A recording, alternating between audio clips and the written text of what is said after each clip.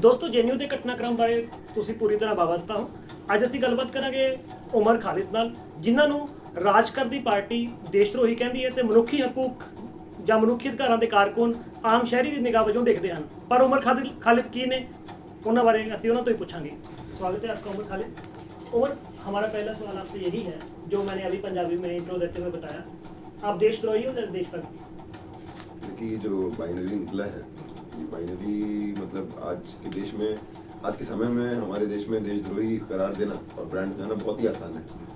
आज की जो सरकार है वो पिछले जब से पावर में आई है एक नया नैरेटिव लेकर आई है देशभक्ति का, लेकिन अगर उस नैरेटिव को आप थोड़ा सा डिकंस्ट्रक्ट करेंगे तो वो नैरेटिव का सीधा जो अंदर का एजेंडा है वो जो एक ब्राह्मणवादी हिंदुत्ववादी सोच है वो लोगों को सोचना है, चाहे वो दलितों पे हो, चाहे वो मुसलमानों पे हो, चाहे वो महिलाओं पे हो, चाहे वो आम नागरिकों पे हो जो इन सारी चीज़ों को समझते हैं और उस पर सवाल उठाते हैं।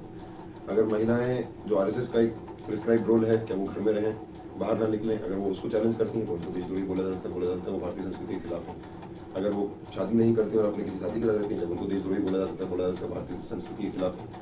अगर मजदूर अपने हकों की बात करें, जैसे हमने देखा मारुति मानेसर में, उनको जेलों में डाल दिया जाता है, ये बोला जाता है नेशनल सिक्योरिटी थ्रेट है। अगर आदिवासी अपने जल जंगल जमीन की बात करें तो उनको नेशनल सिक्योरिटी थ्रेट बोल दिया जाता है, और ये दायरा बढ़ता जा रहा है। आज के समय में छात्रों पे जिस तरीके से अटैक आया है, पहली बार हमने देशद्रोही छात्रों के लिए सुना था FTIA में कि वो एंटी इंडिया एंटी हिंदू लोग हैं। उसके बाद पंचजनिया ने पिछले साल एक जेएनयू पे कवर स्टोरी किया ये बोल के कि JNU is becoming a Dane of anti nationals. हम भूले नहीं और हमें बिल्कुल अच्छे से याद है अगस्त में जब पिछले साल यूनिवर्सिटी ऑफ हैदराबाद में रोहित वेमुला और उनके साथियों को इस तरीके से उनके खिलाफ विचरण शुरू किया गया। उनके खिलाफ यही चार्ज था कि वो university of Hyderabad is becoming a Dane of anti nationals. तो उसके इसी कगार में जेएनयू की जो घटना हुई और जिस तरीके से पिछले 1.5-2 महीने में हमने देखा, और एक नया नैरेटिव तो नया नहीं था, नैरेटिव तो पहले से ही आ गया था, लेकिन ये नैरेटिव को बिल्कुल पॉपुलराइज करना वो जेएनयू घटना से कि देशद्रोही का अपना नैरेटिव। आज हमें लगता है देशद्रोही होना इस देश में बहुत आसान है। आप सोचना शुरू कीजिए, आप सवाल करना शुरू कीजिए, आपको फौरन देशद्रोही का ठप्पा लगा दिया जाएगा। अब अगर देशभक्ति वही हिंदुत्ववादी ब्राह्मणवादी सोच है जो आरएसएस इंपोज करना चाहता है तो शायद ये देशद्रोही का टैग हम इसको इंसल्ट की तरह नहीं कॉम्प्लीमेंट की तरह ही लेंगे। ऐसा देशभक्ति हम उसको सब्सक्राइब नहीं करते जिसमें किसानों को उनकी जमीन से निकाला जाए, जिसमें दलितों को अपने हक की बात करने के लिए मारा जाए। अभी 1.5 साल पहले ही अहमदनगर में एक दलित व्यक्ति he fell in love with an so-called upper caste woman. He was hacked into 40 pieces. अब अगर ये भारतीय संस्कृति है और ये देशभक्ति है तो हम देशद्रोही होना पसंद करेंगे। अगर जेएनयू में जिस किस्म से एक संवाद का एक डिबेट का कल्चर रहा है उसके डिफेंस में खड़ा होना अगर देशद्रोही होना है तो हम देशद्रोही होना पसंद करेंगे। तो इस बाइनरी को कहीं ना कहीं हमको एक्सेप्ट करने से इनकार करना है, ये देशद्रोही देशभक्ति वाली बाइनरी को, और ये क्वेश्चन करना है कि देशद्रोह असलियत में क्या है। अगर आप इस पूरे केस में भी देखें तो 1860 का एक लॉ, सेडिशन लॉ धारा 124 से हमारे खिलाफ यूज किया गया, हमको जेलों में बंद किया गया। ये वही लॉ है जो अंग्रेजों ने यहाँ जो लोग स्वतंत्रता संग्राम में लड़ रहे थे उनके खिलाफ यूज किया था, और आज़ादी के बाद ये वही लॉ है जिसमें जो लोग अपने हुकूक के लिए लड़ रहे हैं, पॉलिटिकल ओपोनेंट्स हैं जो आवाज उठा रहे हैं, डिसेंट की बात कर रहे हैं, उन पे लगता है। जब हम जेल में थे तो हम इसके बारे में बहुत डिस्कोर्स चल रहा था, सेडिशन के ऊपर अखबारों में आ रहा था। झारखंड में सबसे ज्यादा सेडिशन के केस पाए जाते हैं, और ये कोइंसिडेंस नहीं है। झारखंड एक ऐसी जगह है, एक ऐसा हिंदुस्तान की सरकारों को एक ऐसा राज्य है जहाँ उनको लगता है खनिज संपदा को लूटा जा सकता है और आदिवासियों को डिस्प्लेस करके, और आदिवासी जब उसके लिए लड़ते हैं तो उनको सेडिशन धारा 124A के अंदर ही लगाया गया। तो हमको इस बात का कोई खेद नहीं है, कोई बुरा नहीं लगा कि हमको देशद्रोही बोला गया, क्योंकि इस पैरामीटर से बोला गया, इस डेफिनेशन से बोला गया। इनफैक्ट हमें इस बात का गर्व है कि हमको उस धाराओं के अंदर बुक किया गया जिसमें वो लोग, सारे लोग जो अपने हुकूक की बात करते हैं उनको बंद किया गया। तो इस बाइनरी को चैलेंज करना इस समय बहुत जरूरी है।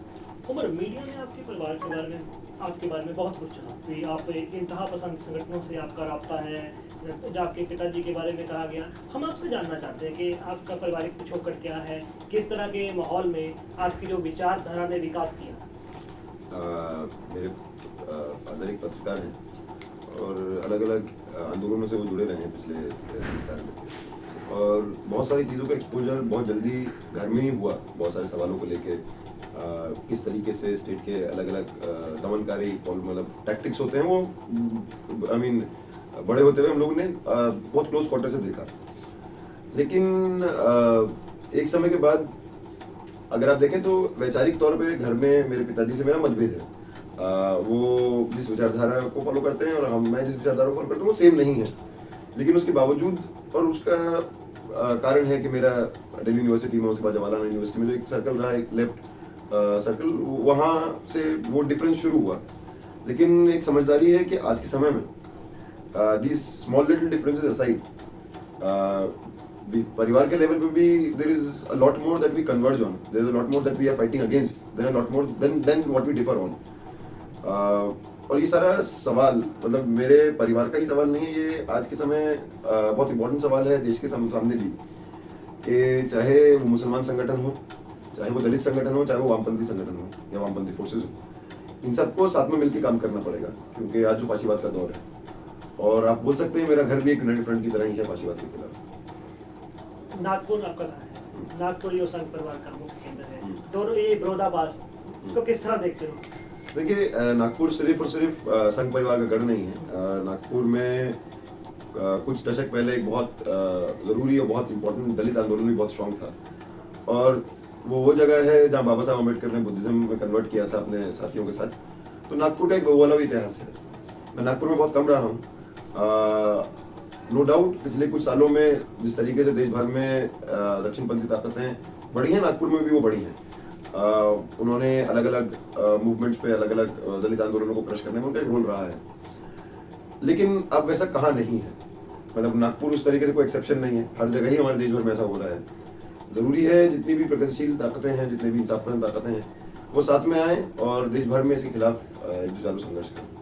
हमारे पंजाब में बड़ी बात चलती है कि उमर को जब उसके साथियों को जब अरेस्ट किया गया तो किस तरह का जेल में उनके साथ व्यवहार हुआ, आप अपने जेल जीवन का तजुर्बा बताएंगे? देखिए, बोल सकते हैं कि हम एक बड़ी जेल से एक छोटी जेल में गए। आज हमारे पूरे देश को ही जेल बनाने की कोशिश की जा रही है।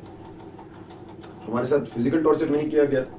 उसका कारण ये भी था कि पिछले कुछ दिनों में जो कॉमरेड कन्हैया के साथ हुआ था, उसके बाद जो एक अपलोड हुआ था किस तरीके से पटियाला हाउस कोर्ट में पुलिस कस्टडी के दौरान उनको पीटा गया, उसके बाद पुलिस और यहाँ का जुडिशरी बहुत चौकन्ना था कि फिर से नहीं होना है। तो उसके चलते हमारे साथ जो बहुत कुछ हो सकता था वो नहीं कर पाए। ऑलरेडी मीडिया में हाइप बन चुका था, लेकिन फिजिकल टॉर्चर को छोड़ के बाकी सब जो किया जा सकता है वो सब कुछ किया। मेंटली टॉर्चर करना, साइकोलॉजिकली परेशान करना, आपको ऑड आवर्स में उठा के इंटरोगेट करना, घंटों घंटों बैठा के रखना। इंटरोगेशन के दौरान जब स्पेशल सेल में हमको ले गए तो एक पुलिस अफसर बैठ के सिर्फ यही ग्राफिक डिटेल्स देगा कि वो और लोगों को कैसे टॉर्चर करता है, ये सोचिए कि आपको डरा दे। तो ये सारी चीजें जेल में हमने पुलिस कस्टडी में हमने देखने को मिली। एक बार जब हम जुडिशियल कस्टडी में तिहाड़ शिफ्ट हुए तो Tihar was a different experience. Once again because of this security concerns we were kept in different cells, और हम लोगों को जब भी खोला जाता था जब बाकी प्रिजनर्स को बंद किया जाता था, क्योंकि ये सिक्योरिटी कंसर्न वहाँ भी था बहुत ज़्यादा। इनफैक्ट जेल ऑफिशियल्स ने भी हमको बताया कि उनको जेल के सूत्रों से पता चल रहा है कि एक तबका है जो हमारे खिलाफ है, लेकिन वही एक तबका हमको जेल में देखने को नहीं मिला। अगर आप देखें जेल के जो जेल गार्ड्स हैं, जेल में जो पुलिस कर्मी हैं, वो बहुत उसी समाज से आते हैं, उसी वर्ग बैकग्राउंड से आते हैं, उसी क्लास बैकग्राउंड से आते हैं जो आज इन दमनकारी नीतियों का से शोषित है। और वो कहीं ना कहीं जब उनसे एक बार संवाद करना शुरू किया तो वो बहुत सारी चीज़ों में हम लोग बात करते थे, हंसते थे, बहुत सारी चीज़ों को अग्री करते थे। ये बात तो बहुत सारी दोस्तियाँ भी हुई जेल गार्ड से, बहुत सारी बातों बात भी हुआ। लोग ये भी समझना शुरू किए, खासतौर से एक बार जब कन्हैया को बेल मिला, कि मामला तो गड़बड़ है। जो एक महीना पहले टीवी पे दिखाया गया वही समय था जब ये डिस्ट्रिक्ट मजिस्ट्रेट का भी रिपोर्ट आया बताते हुए कि वीडियो को डॉक्टर किया गया। तो लोग समझना शुरू किए, लोग वहाँ भी सवाल उठाना शुरू किए जो जेल गार्ड्स थे, मैं अथॉरिटीज़ की बात नहीं कर रहा हूँ, कि मामला तो गड़बड़ है, आप लोगों को फंसाया जा रहा है। तो हमने दोनों चीज़ें देखी। एक तरफ एक बहुत इंटेंस, हॉस्टाइल, इंटिमिडेटिंग एटमॉस्फेयर, क्योंकि पुलिस कर्मियों के लिए हम ऑर्डिनरी क्रिमिनल्स नहीं थे। अगर उनके शब्दों में बोलूँ कि तुम एक ऑर्डिनरी क्रिमिनल, एक ऑर्डिनरी मर्डरर, डकैत, इवन रेपिस्ट जैसे नहीं हो, वो तो एक दो लोगों के खिलाफ क्राइम करते हैं, तुमने तो देश के खिलाफ क्राइम किया है। तो एक बहुत ज़्यादा मॉरल आउटरीच था, उससे ही वो हॉस्टिलिटी बहुत ज़्यादा, नफरत बहुत ज़्यादा आ रहा था। एक इस्लामोफोबिया भी पुलिस में देखने को बहुत ज़्यादा दिखा। लेकिन दूसरी तरफ हमने ये भी देखा कि जो एक लोअर रैंक ऑफिशियल्स हैं उनमें और हमें शायद बहुत फर्क नहीं है। बस फर्क इतना है कि संवाद कम है, और वो संवाद अगर रहेगा तो शायद वो हमारे साथ ही खड़े हों। अब यहाँ से एक सवाल और पैदा होता है, आप जिस सिस्टम को बदलने के लिए लड़ते रहे हो, जिस सिस्टम के बारे में आपको पता है कि ये सिस्टम इस तरह करप्ट हो चुका है, जब उसी सिस्टम के रूबरू होना पड़ता है तो कैसा लगता है? जैसे सभी बता रहा हुआ, जेएनयू का हुआ, उसके बाद आप जेल गए, बाद में आप यहाँ छूट के आए होंगे, आपको पहले एक विद्यार्थी की तरह देखा जाता रहा होगा, फिर शायद नजरिया और हो गया होगा, वो सत्य को किस तरह देखते लगा आपको तजर्बा? अब एक मिनट समझेंगे आपके सवाल के मतलब सिस्टम सिंपली आप जिस सिस्टम के खिलाफ बोलते रहे हो, यदि उसी सिस्टम के रूबरू होना पड़ा, जैसे जेल जुल सारा तजर्बा बताया, तो कैसा महसूस हुआ? देखिए ये बोलिए कि फर्स्ट हैंड एक्सपीरियंस हुआ। अभी तक थ्योरी में सुना था, प्रैक्टिस में देख लिया। जो सारी चीज़ें और अब और बहुत इसमें अंतर नहीं देखा, जब हमने थ्योरी में पढ़ा और प्रैक्टिस में देखा कि किस तरीके से पुलिस जब हम कस्टडी में भी हैं उस समय भी मीडिया के थ्रू बहुत सारी स्टोरीज प्लांट कर रहा है, कोऑर्डिनेट करके एक साइकोलॉजिकल वॉरफेयर कर रहा है स्टूडेंट्स के खिलाफ। हम लोगों को जेल में जब इंटरोगेट किया जा रहा है तो अलग अलग रखा जा रहा है, हम लोगों को अलग अलग नैरेटिव बताए जा रहे हैं। ये बताया जा रहा है कि आपके साथी ने तो ये बता दिया है, आप क्यों नहीं कबूल कर रहे हैं। अलग अलग डिपार्टमेंट्स आ रहे हैं आपसे इंटरोगेट करने। आपको रात के 12 बजे के बाद, मिडनाइट के बाद आपको गाड़ी में बैठा के शहर के अलग अलग जगह दिखाए जा रहे हैं कि पहचानो तुम्हारे दोस्तों के घर। तो वो सब जो हमने सुना था वो हमने देख लिया और एक बहुत रिच एक्सपीरियंस रहा देखा जाए तो। ये चीज जब when you see from close quarters you realize the brutality of the state, you also realize के you also learn to maneuver around this वो, and even in custody किस तरीके से आप अपनी चीज को रख पाए, किस तरीके से आप ट्रैप ना हो पाए उनके गेम प्लान में, तो वो आप वो भी सीखते हैं। एक आपने कहा, सारे मीडिया ने भी देखा कि संघ की बर्बादी तक जंग जारी रहेगी, इस तरह क्यों? देखिए संघ की बर्बादी में ही भारत की आबादी है। आबादी के दो मायने होते हैं, पॉपुलेशन और प्रोस्पेरिटी। लोग और उनकी प्रोस्पेरिटी, और इन लोगों की आबादी के लिए संघ की बर्बादी बहुत जरूरी है। भाई मैं संघ की बर्बादी से मेरा मतलब है किसी को फिजिकली एलिमिनेट करना नहीं, संघ का जो पॉलिटिकली और आइडियोलॉजिकली उसको डिफीट करना और उसका जो सोशल बेसिस है उसको खत्म करना, उसको निस्तानाबूद करना। अपने आप ही संघ बर्बाद हो जाएगा, किसी को मारने की जरूरत नहीं। तो जो विचारधारा, जो पॉलिटिकल एजेंडा संघ इस देश के लिए चाहता है, उसमें इस देश की बर्बादी होगी अगर हम उससे लड़े नहीं। उसका उदाहरण काफी सारे हैं। गुजरात 2002 उसका एक उदाहरण है, मुजफ्फरनगर 2013 उसका एक उदाहरण है, कंधमाल 2008 उसका एक उदाहरण है, खैरनांजी उसका एक उदाहरण है, जो बतानी टोला लक्ष्मणपुर बाथे में हुआ 90 के दशक में बिहार में, वो उसका एक उदाहरण है। और ऐसे बहुत सारे उदाहरण हैं जो आज छत्तीसगढ़ झारखंड में मोदी सरकार जब से इस देश में आई है, बहुत सारी चीजें बहुत सामने आ गया है। घर वापसी कैंपेन, लव जिहाद और ऐसे बहुत सारी चीजें अभी नेशनल एंटी नेशनल, कुछ चीजें जो बहुत इनविजिबलाइज किया है। फॉर एग्जाम्पल लोगों को नहीं पता कि 2014 में ये सरकार आई, उसका one of the first things it did was to renew contracts with multinational companies Chhattisgarh में माइनिंग को करने के लिए, और वही चीज को ऑपरेशनलाइज करने के लिए सीआरपीएफ के नए बटालियन भेजे गए। वहां आज के समय में बस्तर में और छत्तीसगढ़ के अलग इलाकों में एक भयंकर युद्ध जो यूपीए सरकार के समय शुरू हुआ था, उसको और ज्यादा इंटेंसिफाई किया गया है। आदिवासियों के घर जलाए जा रहे हैं, घर बर्बाद किए जा रहे हैं, उनको वहां से डिस्प्लेस किया जा रहा है, फर्जी इनकाउंटर्स में मारा जा रहा है, और ये सब मीडिया कवरेज के पीछे हो रहा है, तो हमको पता भी नहीं चलता।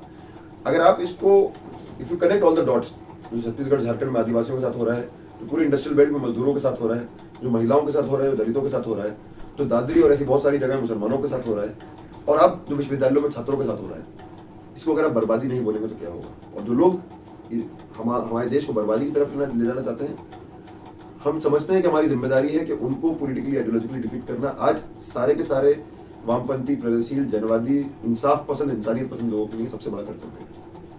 अब यहाँ से 2-3 सवाल पैदा हो जाते हैं। एक तो आपने बात कर, मोदी के आने के बाद एक शब्द बड़ा शुरू हुआ, पहले भी था लेफ्ट सर्कल में, हिंदू फांसीवाद। ये हिंदू फांसीवाद क्या है, इसके बारे में बताइए। तो जो ये फांसीवाद है, ये बीजेपी जहाँ संघ परिवारी फांसीवादी क्यों है, इसका जो कांग्रेस जो क्षेत्रीय में ये फांसीवाद नहीं दिखाई देता आपको? देखिए मैं एक